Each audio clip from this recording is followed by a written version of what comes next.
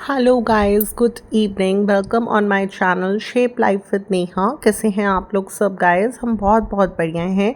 ये देखिए अभी मैं आप लोगों के सामने क्या कर रही हूँ। मैं कर रही हूँ फ्लोर नीड। तो अभी इसमें लाइक कुछ भी स्पेशल दिखाने का नहीं है ऐसा, बट मैं इसमें बेसिकली ये बताना चाह रही हूँ कि आप देख सकते हैं क्वांटिटी मेरे फ्लोर की मैंने कितनी कम ली है। मैंने बहुत कम ली है क्वांटिटी, एंड मैंने थोड़ा सा रॉक सॉल्ट इसमें डाला है जब मैं नीड करती हूँ फर्स्ट थिंग। एंड क्वांटिटी मैंने बहुत ज़्यादा कम ली है। द रीज़न इज़ बस मुझे मैं सोचती हूँ डिनर का मेरा काम हो जाए इससे, एंड उसके बाद मॉर्निंग में अगर मुझे नीडेड फ्लोर की ज़रूरत होगी तो मैं फ्रेश उसको नीड करूँगी। तो थोड़ा सा देखिए एफ़र्ट्स लगते हैं हमें थोड़ा सा। अब थोड़ा सा देसी घी से इसे ग्रीस कर कर रख दूँगी। तो मेरा कहने का मतलब है, मेरा मैसेज ये है इससे कि आप थोड़ा नीड करिए फ्लोर एंड उसको बिल्कुल फ्रेश कंज्यूम करिए, एंड नेक्स्ट टाइम के लिए आप फिर से फ्रेश फ्लोर नीड करिए, क्योंकि जब हम इसको नीडेड फ्लोर को रेफ्रिजरेट करते हैं तो वो बहुत अनहेल्दी हो जाता है हमारी हेल्थ के लिए। तो बस यही मैसेज था। सेकंड थिंग इज़, जैसे मैं वेजिटेबल्स परचेज़ करती हूँ तो उसके साथ फ्री ऑफ कॉस्ट थोड़ा सा कोरिएंडर आता है तो मैं क्या करती हूँ, जो फ्री ऑफ कॉस्ट कोरिएंडर आता है उसको दो पार्ट्स में मैं डिवाइड कर लेती हूँ। मेरे husband actually coriander and green chilli बिल्कुल नहीं खाते बट अगर हम लोग कुछ भी प्रिपरेशंस कर रहे हैं, जैसे राजमा, छोले या कोई भी चीज़, नान बनाई, तो मैं हर चीज़ पर कोरिएंडर बहुत अच्छे से यूज़ करती हूँ। तो मैं क्या करती हूँ, टू पार्ट्स में इस कोरिएंडर को डिवाइड कर लेती हूँ। थोड़े से कोरिएंडर की मैं फ्रेश लीव्स, ये देखिए इस तरह से, हमें स्टेम नहीं लेनी है, हमें सिर्फ इसमें से लीव्स प्लग करनी है एंड एक बाउल में हमें कलेक्ट कर लेनी है इस तरह से कुछ। एंड अभी मैं क्या करूँगी, ये जो मैंने लीव्स कलेक्ट करी है ना कोरिएंडर की, फ्रेश कोरिएंडर की, इसमें मैं थोड़ा सा वाटर डाल दूँगी एंड मैं इन लाइक दिस बाउल को, मैं इस बाउल को रखूँगी रेफ्रिजरेटर में। तो इस तरह से हम स्टोर कर सकते हैं एक दो दिन के लिए अपने फ्रेश कोरिएंडर को, तो वो ख़राब भी नहीं होगा। एंड जैसे मुझे कुछ नान बनानी है तो मैं उस पे से लगा सकती हूँ। मुझे कुछ ग्रेवी वेजेस बनानी है, लाइक हस्बैंड की निकाल दी अलग ड्राई वेज, ग्रेवी वेज, फिर उसमें बाकी में थोड़ा सा धनिया पत्ती डाल ली, तो क्योंकि धनिया हम कंज्यूम करते हैं।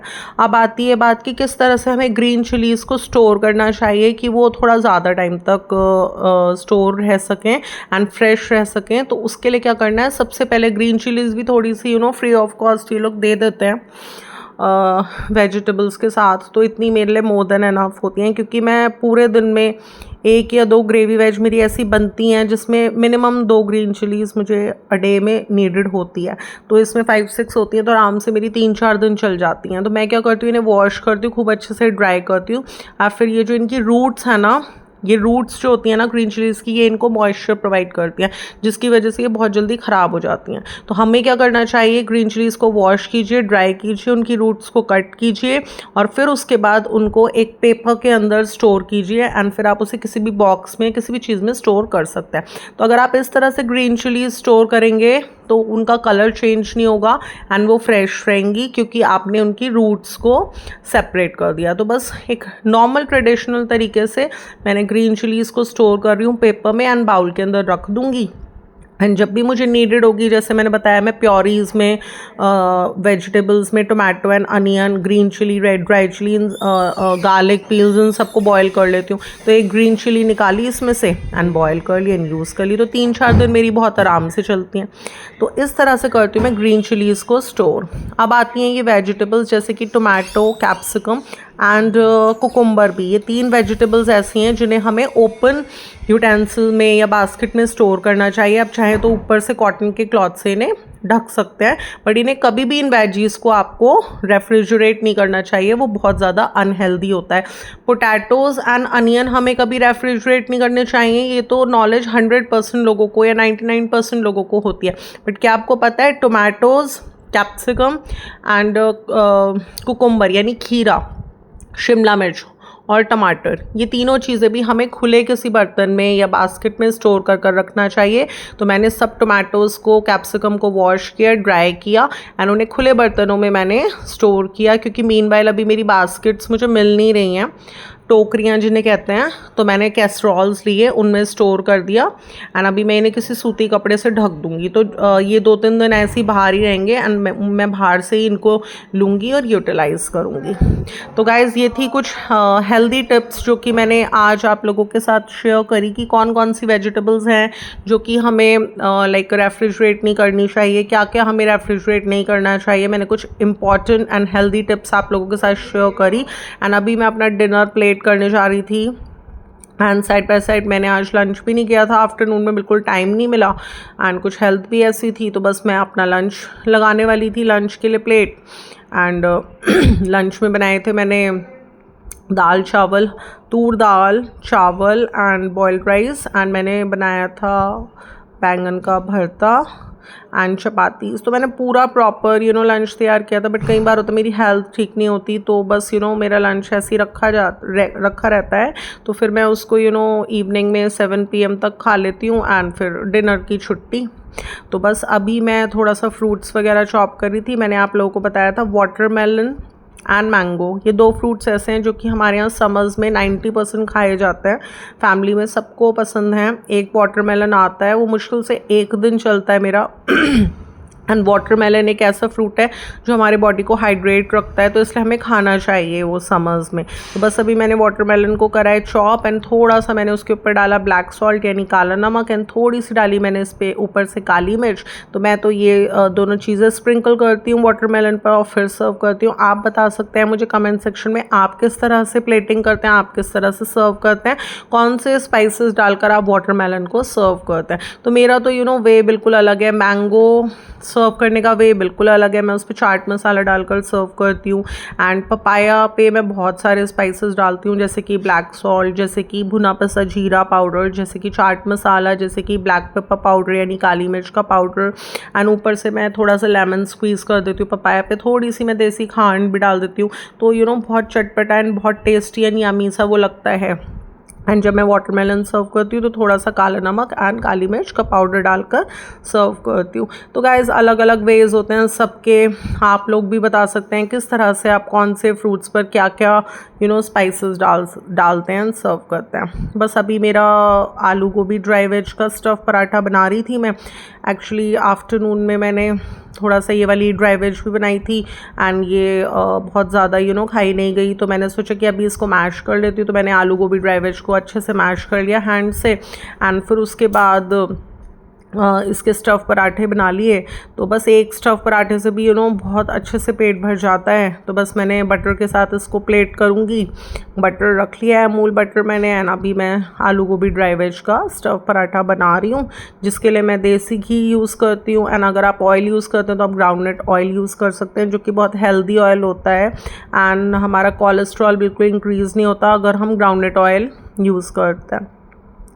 सो गाइज़ आज के इस व्लॉग में यही था कि मैंने डिनर में आज क्या प्रिपेयर करा एंड मैंने शेयर किया कि मैं अभी अपने लिए लंच प्लेट कर रही हूँ क्योंकि आज मैं लंच नहीं कर पाई एंड फ्रूट्स में मैंने वाटरमेलन चॉप किया है एंड मैंने कुछ इन्फॉर्मेटिव आप लोगों के साथ शेयर करा कि क्या क्या हमें रेफ्रिजरेट करना चाहिए, क्या नहीं करना चाहिए। क्योंकि देखिए अगर हेल्थ है तो सब कुछ है, सारी चीज़ें हैं। अगर आपकी हेल्थ ही ठीक नहीं है तो कुछ भी नहीं कर पाओगे आप। एंड जैसे जैसे मेरी नॉलेज हेल्थ से रिलेटेड अपडेट होती रहती है, चीज़ों से रिलेटेड, वेजिटेबल्स, फ्रूट्स, कौन से स्पाइसेस हैं, कौन से ऑयल्स हैं, इन सब से रिलेटेड मेरी जैसे जैसे नॉलेज अपडेट होती रहती है हेल्थ पॉइंट ऑफ व्यू से कि हमें किचन में क्या चीज़ यूज़ करनी चाहिए, क्या नहीं यूज़ करनी चाहिए, क्या क्या हेल्दी है, क्या क्या अनहेल्दी है, मैं आप लोगों के साथ, अपने व्यूअर्स के साथ उसको अपने व्लॉग्स में शेयर करती रहती हूँ।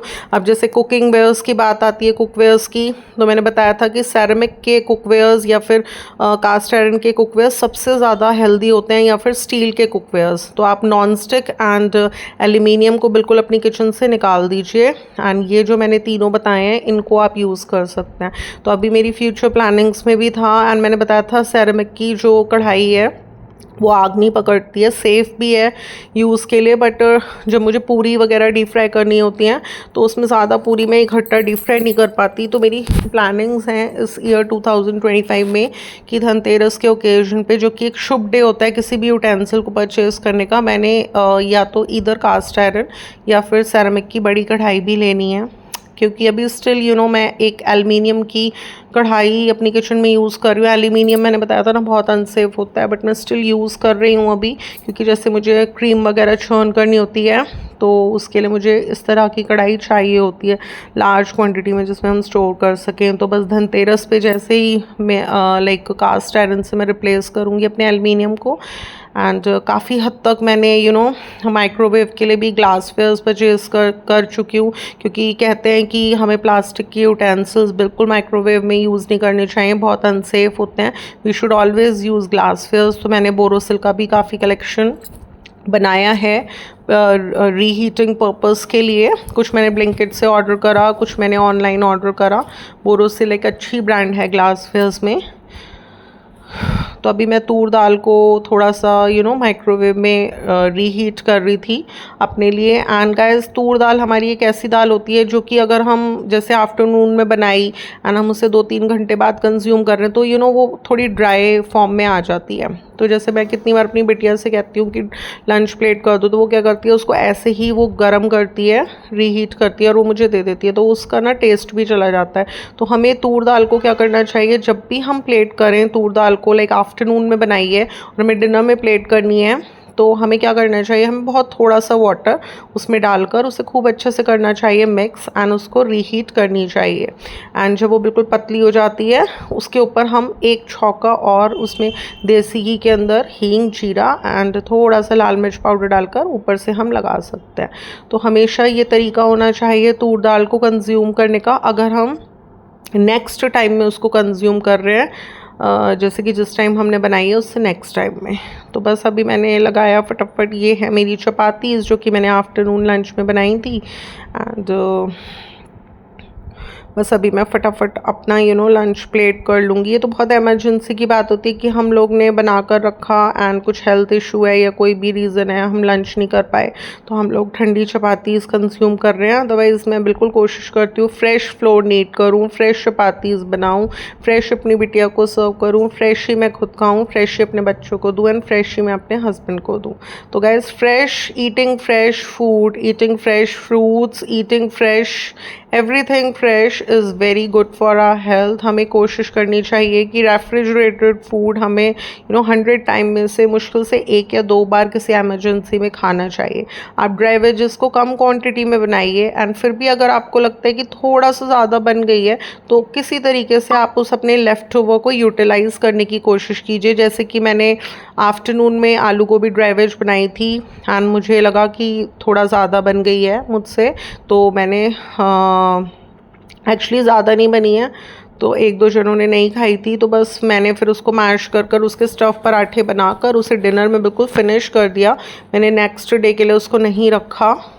एंड अगर इन केस मैं स्टफ़ पराठे नहीं बनाती तो मेरी कोशिश ये रहती कि मैं हस्बैंड के लिए, अपने लिए, बिटिया के लिए आलू गोभी ड्राई वेज को ब्रेड्स में लगाकर एंड बटर में ग्रीस कर उसके सैंडविचेस बना लेती, जो कि हम लोग केचप के साथ एंजॉय कर लेते हैं। थोड़ा सा पेटे को नहीं पसंद ये ड्राई वेजेस के सैंडविचेस, वो वैसे ही खाता है अपने मोज़रेला चीज़ वाले सैंडविचेस, तो बस इसलिए हम लोग खा लेते। तो गाइस, कई बार ऐसा भी तो होता है ना कि हमने कोई ड्राई वेज बनाई, कोई ग्रेवी वेज बनाई, या कुछ भी हमने ऐसा बनाया जो कि लाइक हस्बैंड नहीं खाते या फिर बच्चे नहीं खाते, तो इस तरीके की भी कई बार बातें हो जाती हैं। एंड इन बातों की वजह से भी थोड़ा सा हमारी जो क्वांटिटीज़ हैं वो बच जाती हैं dry veg and gravy vegs की। बट हमें कोशिश हमेशा ये करते रहना चाहिए कि कोई भी चीज़ अगर हमारी लेफ़्ट ओवर हुई है तो हमें उसे अच्छे से एफिशिएंटली यूटिलाइज़ करना चाहिए, जो कि एक होम मेकर की ड्यूटी होती है। जैसे कि जब मैं क्रीम को चर्न करती हूँ and left over butter milk जो मेरा बचता है, इंस्टेड ऑफ थ्रोइंग इट, मैं उसके अंदर थोड़ा सा मिल्क एंड थोड़ा सा विनेगर डालकर उसको फाड़ लेती हूँ गैस पर हीट कर एंड फिर मैं उसका बटर चीज़ बना लेती हूँ एंड उस चीज़ के मैं स्टफ़ पराठे बना देती हूँ, या उस चीज़ को मैं थोड़ा सा कुछ भी चिली पनीर बना दिया या फिर कुछ चीज़ की ग्रेवी वेज बना दी, तो इस तरह से मैं उसको यूटिलाइज़ कर लेती हूँ। वो बहुत ज़्यादा टेस्टी लगता है। कुछ लोग तो सिर्फ उसमें विनेगर डालकर या लेमन डालकर उसको फाड़ते हैं, बट अगर आप उसमें थोड़ा सा मिल्क डालेंगे ना ज़्यादा क्वांटिटी, बहुत अच्छा चीज़ बनता है। तो गाइस, छोटा सा ब्लॉग था, अच्छा लगा तो इसे लाइक शेयर और मेरे चैनल को सब्सक्राइब करना बिल्कुल भी ना भूलिएगा। फिर मिलूंगी नेक्स्ट ब्लॉग के साथ। Till then love you, bye bye.